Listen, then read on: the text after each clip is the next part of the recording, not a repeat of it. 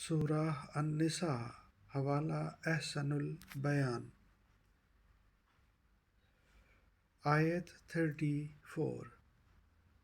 اعوذ باللہ من الشیطان الرجیم، بسم اللہ الرحمن الرحیم۔ الرجال مرد، قوامون حاکم یعنی نگران، علی پر، نسائی عورتیں، بما اس لیے کہ، فضل فضیلت دی، اللہ تعالیٰ، بعضہم ان میں سے بعض، علی پر، بعض بعض، و بما اور اس لیے کہ، انفقوا انہوں نے خرچ کیے، من اموالہم سے اپنے مال، فالصالحات پس نیکوکار عورتیں، قانتات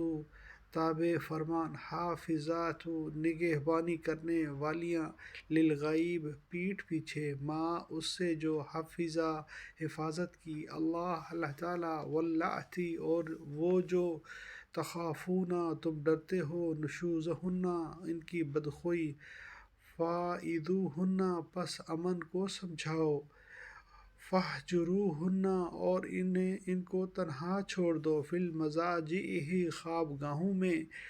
واضربوہن اور ان کو مارو، فإن پھر اگر، اطعناکم وہ تمہارا کہا مانے، فلا تبغوا تو نہ تلاش کرو، علیہن ان پر، سبیلا کوئی راہ، انا بے شک اللہ تعالیٰ، کانا ہے، علیاً سب سے اعلیٰ، کبیرا سب سے بڑا۔ مرد عورت پر حاکم ہے اس وجہ سے کہ اللہ تعالیٰ نے ایک کو دوسرے پر فضیلت دی ہے، اور اس وجہ سے کہ مردوں نے مال خرچ کیے، پس نیک فرمانبردار عورتیں خاوند کی عدم موجودگی میں یہ حفاظت الہی نگہداشت رکھنے والی ہیں، اور جن عورتوں کی نافرمانی اور بد دماغی کا تمہیں خوف ہو، انہیں نصیحت کرو اور انہیں الگ بستروں پر چھوڑ دو اور انہیں مار کی سزا دو، پھر اگر وہ تابع داری کریں تو ان پر راستہ تلاش نہ کرو، بے شک اللہ تعالیٰ بڑی بلندی اور بڑائی والا ہے۔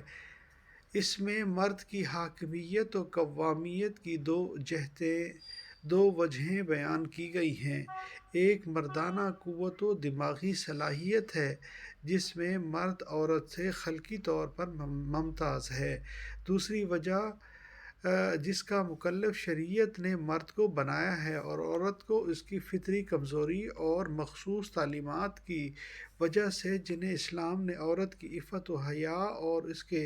تقدس کی حفاظت کے لیے ضروری قرار دیا ہے، عورت کو معاشی جھمیلوں سے دور رکھا۔ عورت کی سربراہی کے خلاف قرآن کریم نے یہ نص قطعی بالکل واضح ہے، جس کی تائید صحیح بخاری کی اس حدیث سے ہوتی ہے جس میں نبی کریم صلی اللہ علیہ وسلم نے فرمایا، وہ قوم ہرگز فلاح یاب نہیں ہو سکتی جس نے اپنے امور ایک عورت کے سپرد کر دیے۔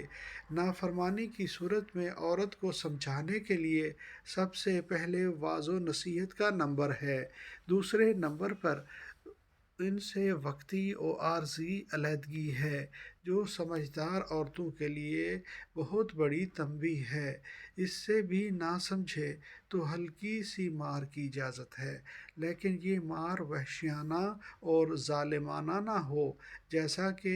جاہل لوگوں کا وتیرہ ہے۔ اللہ تعالیٰ اور اس کے رسول صلی اللہ علیہ وسلم اس ظلم کی اجازت کسی مرد کو نہیں دی۔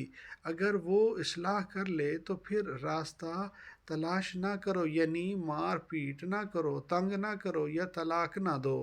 گویا طلاق بالکل آخری مرحلہ ہے جب کوئی اور چارہ باقی نہ رہے، لیکن مرد اس حق کو بھی بہت ناجائز طریقے سے استعمال کرتے ہیں اور